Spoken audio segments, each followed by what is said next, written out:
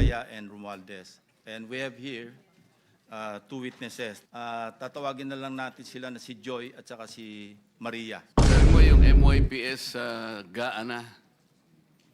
Hindi totoo yun kasi MYPS sa NEP pa lang yun. Preliminaries ito eh. Baka mag-mislead kami rito. PCMA pa, meron eh. Doon mo ikumpara dapat kung bakit yung coordinates ay mali-mali.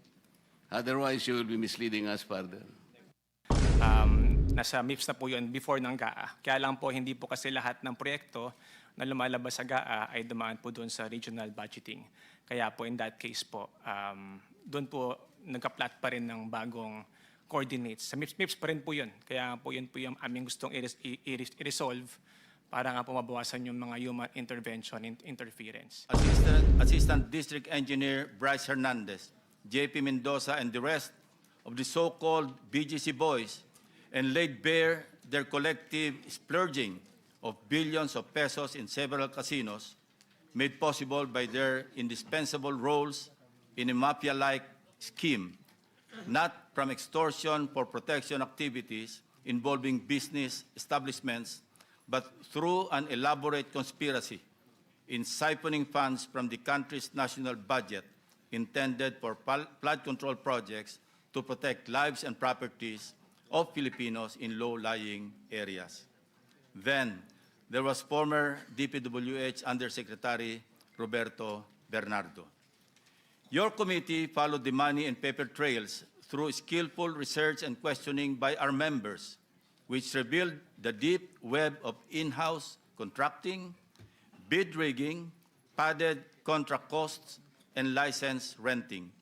This scam was so systematic and brazen, resulting in substandard infrastructure and worse, ghost flood control projects.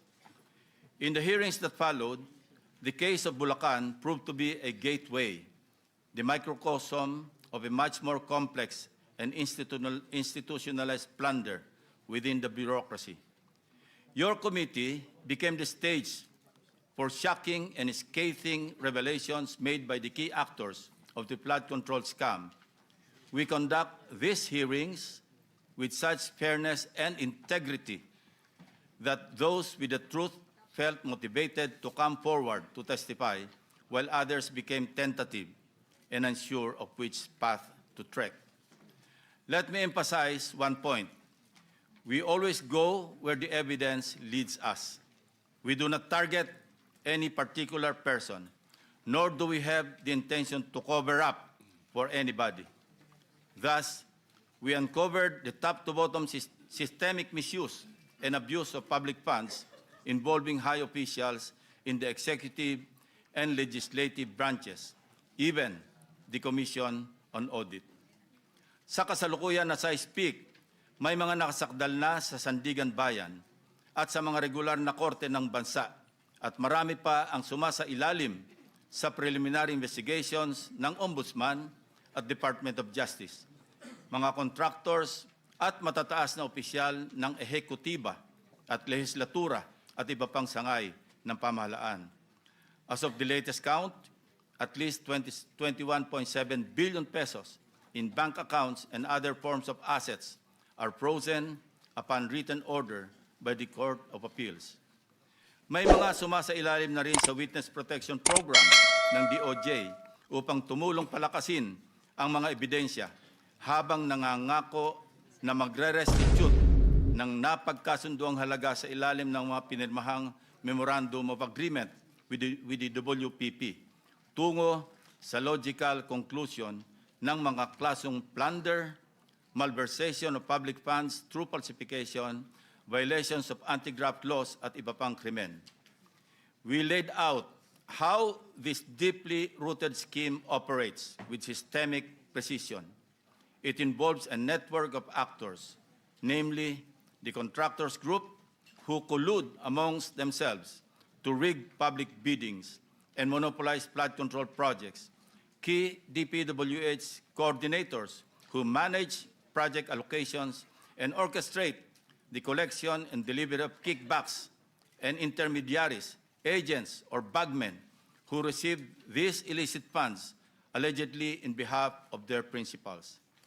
Naging daan din ang mga pagdinig ng komite upang mabuklat ang usapin ng conflict of interest sa Philippine Contractors Accreditation Board or PCAB. We also flagged blacklisted companies resurfacing under new names, the rampant practice of license renting, and the awarding of billion-peso contracts to severely undercapitalized firms. Modesty aside, but significantly, your committee paved the way for the implementation of landmark transparency reforms in our national budget process. These include our transition to live-streamed and open BICAM that detailed budget amendments, insertions, if you like, that are now traceable to their proponents. Not to mention stricter safeguards to ensure that no vague or undefined infrastructure projects are included in the General Appropriations Act. Let this serve as a warning to skeptics, detractors, and hijackers who exploit the vulnerabilities and anger of our people to deepen the fault lines of our nation during these trying times. Your noise will not silence the truth. Neither does it provide any help in our investigation. Your noise cannot convict and won't even indict the malefactors in this flood control mess. Only evidence does. Para ipangalandakan ninyo na inutil at walang silbi ang Blue Ribbon Committee is not only insensitive to its members, but an insult to our fellow Filipinos who have consistently followed and monitored our hearings and participated in the trillion-peso march, the clergy, students, ordinary workers, and all concerned citizens who became aware and exposed to unbridled and systemic corruption, mainly made possible by the Blue Ribbon Committee hearings, and the media, who served as a powerful tool in bringing to the households, eateries, barbershops, etc., the details of each and every hearing of your Blue Ribbon Committee. With all that being said, as the chairman of this committee, I say to you, shut the F up. Let us now resume our hearings. General Counsel, kindly acknowledge the members present and the resource persons present.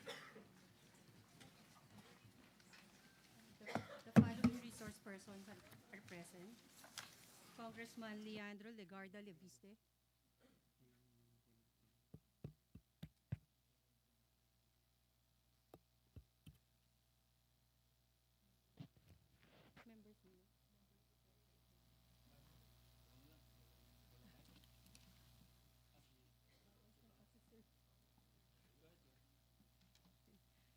The following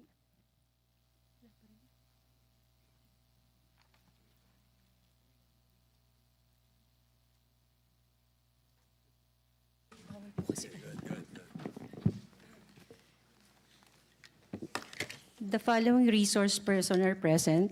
Congressman Leandro Legarda Leviste from the Department of Public Works and Highways, Undersecretary Arthur Bisnar, Undersecretary Ricardo Bernabe. From the Department of Justice, Secretary Frederick Vida. Prosecutor General Richard Anthony Fadulion. Mr. Manuel Bonoan, Mr. Gerard Pacanan, Mr. Gerald Opulencia,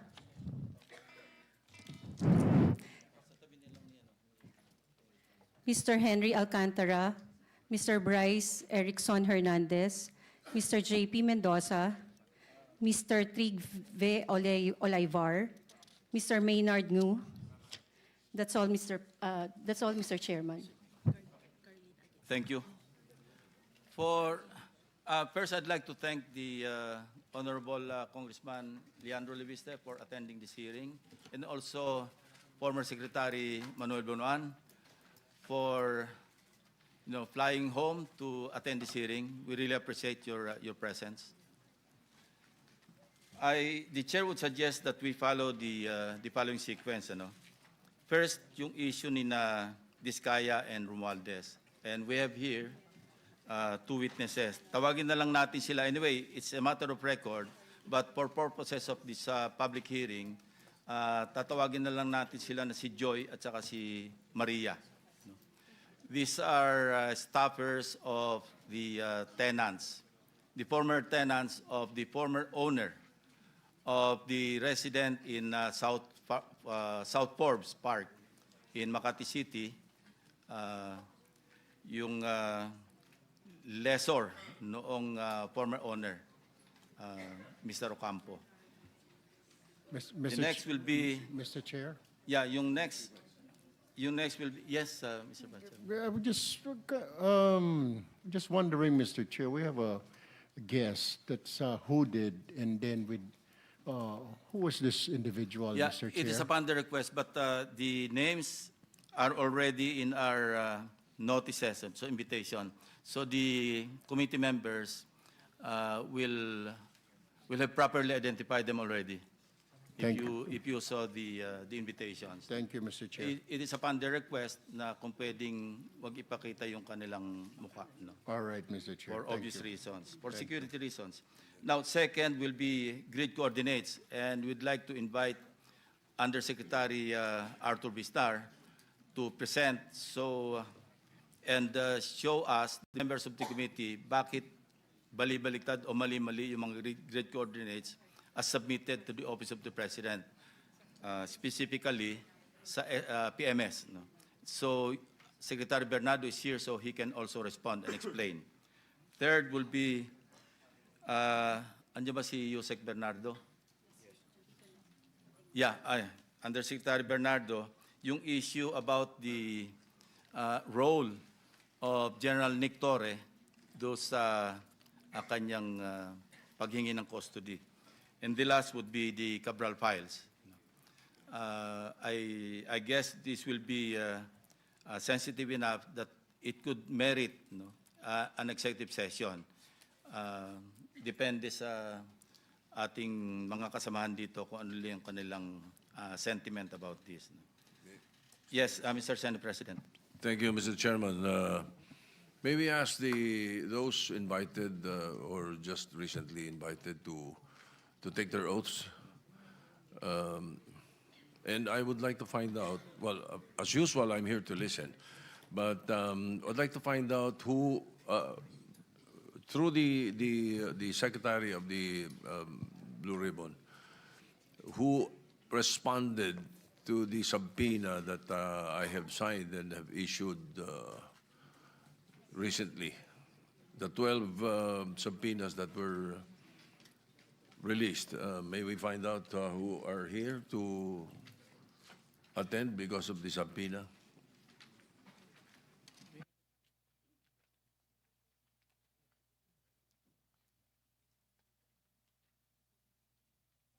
Thank you, Mr. Senate President.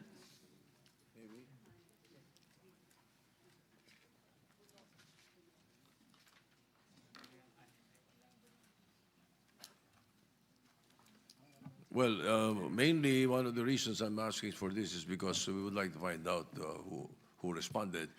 And secondly, those who did not respond, and perhaps we may discuss it with the members of the committee for us to either ask for a show cause or issue a warrant of arrest for not responding to the subpoena of the Senate. We have done this before, numerous times. Yes, Mr. President, everybody is present. Lahat ng nakatanggap ng subpoena except former Congressman Saldico. So with that, shall we direct the Secretariat and Orly Gutesa, for that matter. So i-direct na lang natin yung... Well, the two names that were mentioned, are they represented here somehow? There are no representatives, Mr. President. Therefore, I would like the committee to look into the possibility of issuing a warrant of arrest for both. Thank you, Mr. Yeah. Chairman. In deference to the latest Supreme Court ruling, Mr. President, show cause order na muna natin. And if not satisfactory, saka natin i-cite for contempt and eventually mag-issue ng warrant of arrest. Yes, that was the reason I was asking if there was a possibility of a representative from any of the two. Nevertheless, we leave it to you, Mr. Chairman. Thank you. Thank you, Mr. President. The Secretariat is directed to issue show cause orders to Congressman Elizalde Co and Orly Gutesa. So with that, let me recognize first, kindly administer the oath to the new attendees.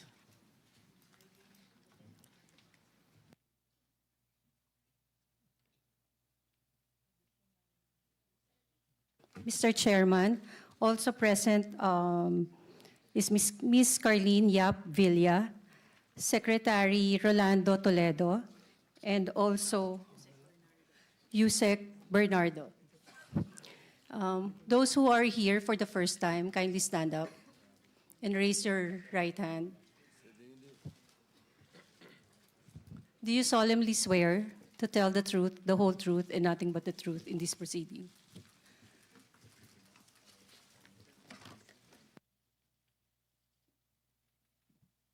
Thank you very much. Kindly take your seats. Just in case anyone asks why we did not ask Congressman Leviste to take his oath, he is a member of Congress, and we are all incumbent. We are tasked to always say the truth, especially in our hearings. So we are subject to all the rules of both houses of Congress when it comes to hearings and inquiries, investigations. Thank you.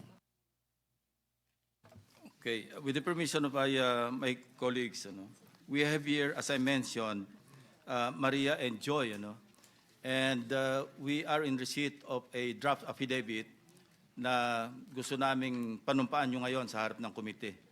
So, magdidistribute kami ng kopya sa mga miyembro. At the same time, tatanungin ko kayo na yung inyong pinadalang draft affidavit, ito yung katotohanan, pawang katotohanan at buong katotohanan lamang. Pwede ba sagutin ninyo?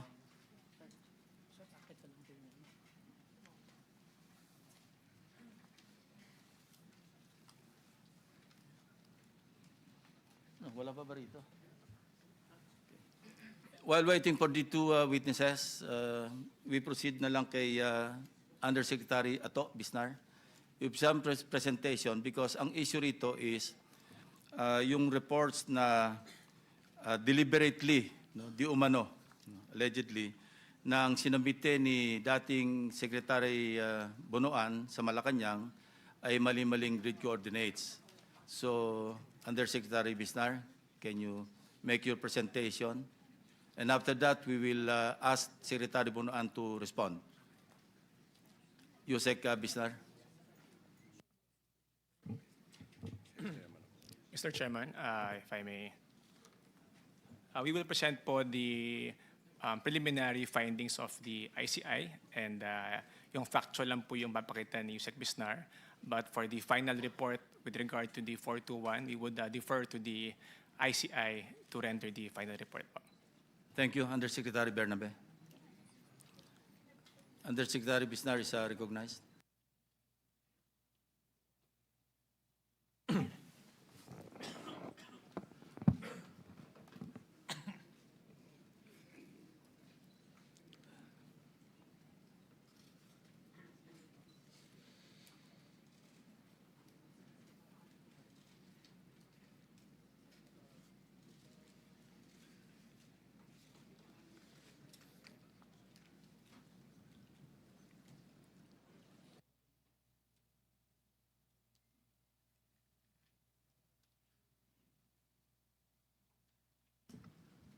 Good afternoon, Mr. Chair, Your Honors. This presentation will focus on the physical validation of flood control projects by the DPWH in support of the ICI.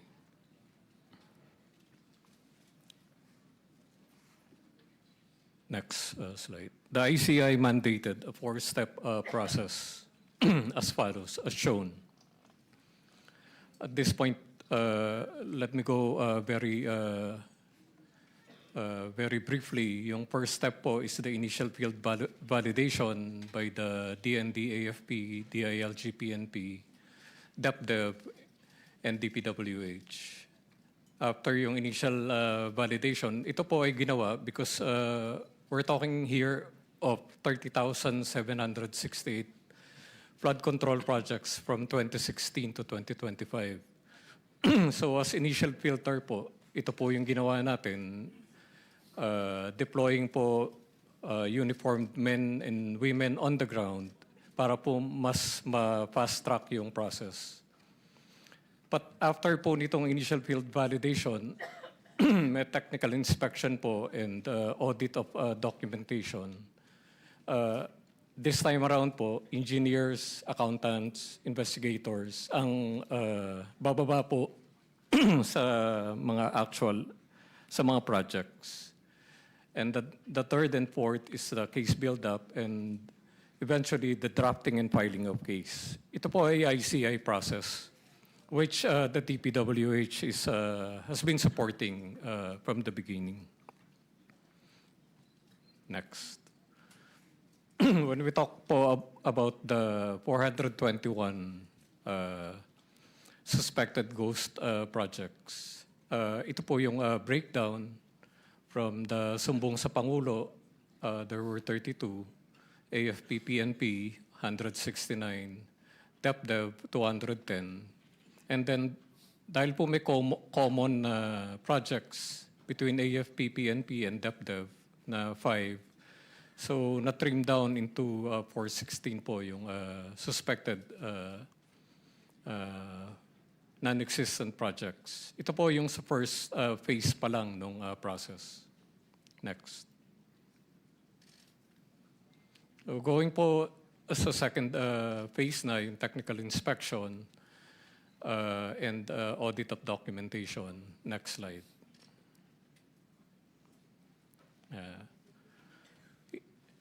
Ang ICI po created project investigation teams from the PNP and NPI.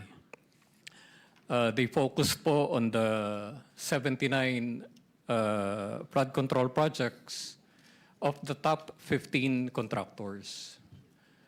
On the other hand po,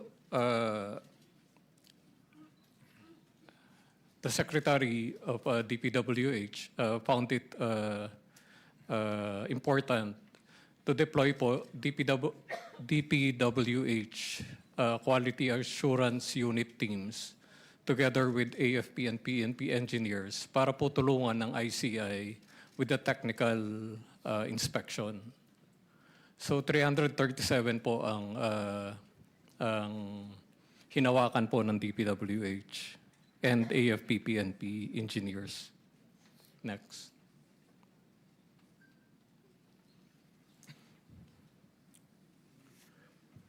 From the very beginning po, 287 po dun sa total.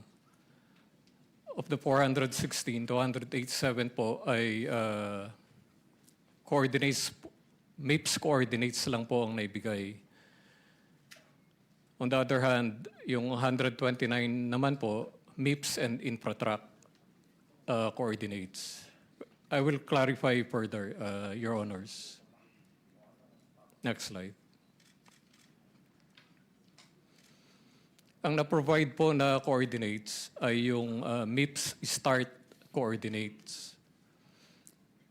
At that time po, several other coordinates are available like the MIPS and at saka po yung Infratrack coordinates.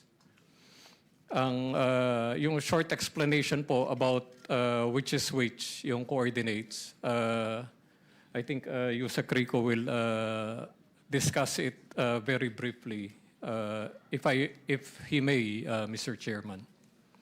Yung difference lang po nung MIPS at saka yung Infratrack or PCMA coordinates. May I turn it over to Yusek Rico very briefly, Mr. Chair? Thank you, Mr. Chair. So we have po two different coordinates, MIPS po and yung sa PCMA o yung Infratrack.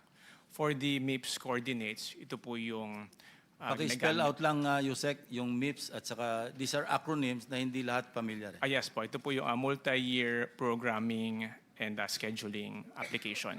Yun po yung MIPS. So ginagamit po ito sa planning stage po ito sa simula. Kapag po nailabas na yung GAA, nakasubmit po yung mga implementing offices ng kanilang plano sa central sa planning service. Nandun po yung coordinates kung saan po nila pinaplano itayo yung infrastruktura. Yun naman pong sa infratrack. Yun na po yung sa implementation stage or kung saan po yung actual na kino-construct yung infrastructure. So yun po ang naging findings po upon inspection ng ating mga field validators na nagkaroon nga po ng mga variance between the coordinates of the MIPS kung saan po ito sinabit sa plano at yun pong sa infratrack. Yun po yung actual na kinonstruct. Thank you po, Mr. Chair. Chair. Are you done? May tatanong lang sa MYPS na sinabi niya. Kasi sabi mo, Mr. Yes, Chair, Senator Marcoleta is recognized. sabi mo yung MYPS GAA na. Hindi totoo yun kasi MYPS sa NEP pa lang yun. Preliminaries ito eh. Baka mag-mislead kami rito. PCMA pa, meron eh. Doon mo ikumpara dapat kung bakit yung coordinates ay mali-mali. Otherwise, you will be misleading us further. Mr. Chair, tama po kayo na Mr. Chair. Kapag po yung galing sa regional budgeting, nasa MIPS na po yun before ng GAA. Kaya lang po hindi po kasi lahat ng proyekto na lumalabas sa GAA ay dumaan po doon sa regional budgeting. Kaya po in that case po, doon po nagka-plot pa rin ng bagong coordinates. Sa MIPS pa rin po yun. Kaya po yun po yung aming gustong i-resolve para nga po mabawasan yung mga human intervention and interference. Pero tama po kayo, Mr. Chair, tama po kayo. Kapag po galing sa regional budgeting before the GAA, meron pong MIPS coordinates. Ngunit yung mga proyekto po na wala sa regional budgeting, they will have to submit the MIPS after the GAA po. And then yung infratrack po, yun po yung part ng PCMA during implementation stage po. Yung actual po na implementation ng proyekto. Thank you po, Mr. Chair. Let me clarify, yung MIPS ba, are you saying na irrelevant na ito pag lumabas na yung GAA? Hindi po, Mr. Chair. Relevant pa rin? Yes po, Mr. Chair. Yes. Yun po yung sa planning po, Mr. Chair. So, Correct. yes po. So hindi ito strictly na nasa NEP lang. Magta-transition ito sa GAA. Tama po, Mr. Chair. Okay, thank you. Please continue. Mr. Chair, i-emphasize ko lang po na yung MIPS coordinates, dalawa po yun. Yung, especially yung mga horizontal projects like flood control, yung coordinate sa start coordinate po kung saan magsisimula at saka yung MIPS end, ito po yung nasa screen. So dalawang coordinates po per project po yan. So, okay. Now, let's go to the meat of the discussion. Because ang initial report that I received from DPWH itself, sinabi na deliberate, apparently, deliberate yung pag-submit ng mali-maling grid coordinates. Kasi iba yon kung inadvertent yung omission Yes, sir. or yung pagkakamali. Pero kung deliberate, that says a lot, di ba? Yes, sir. So we'd like to be educated or informed. Sa inyong initial analysis or assessment, deliberate or hindi intentional? Mr. Chair, pwede pong magpakita ng Sige. ilang examples Examples, po. yes, correct. Opo. Ito po, random po to and mostly na ipapakita po dito yung mga extreme cases na talagang medyo may kalayuan ang ano. Ito po, this is a 2024 project in Naguilian, La Union. Ang MIPS start, ito po yung na-publish sa Sumbong sa Pangulo. Next. Paki-click po. Again, please. Paki-atras po. Paki-atras muna po. Ilang clicks back. Apo. Ito po yung MIPS start coordinates na na-publish sa Sumbong sa Pangulo. Yun rin po yung color blue na pin sa mapa. Yan po, tinuturo ng cursor. Next.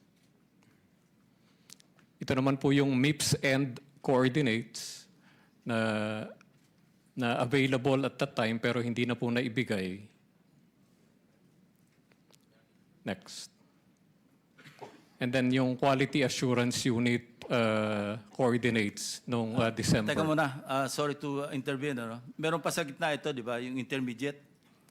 Merong start, merong end, pero somewhere in between, merong intermediate, di ba? Yun po ang actually nasa department order na start, intermediate, and Para mas accurate. mas defined po. Mas defined. Tama. Yes, sir. Okay, please proceed. Ito pong yellow, ito na po yung actual site ng project. Next, click. Which is 1.97 kilometers away. Ito po ay point-to-point comparison po nung distance.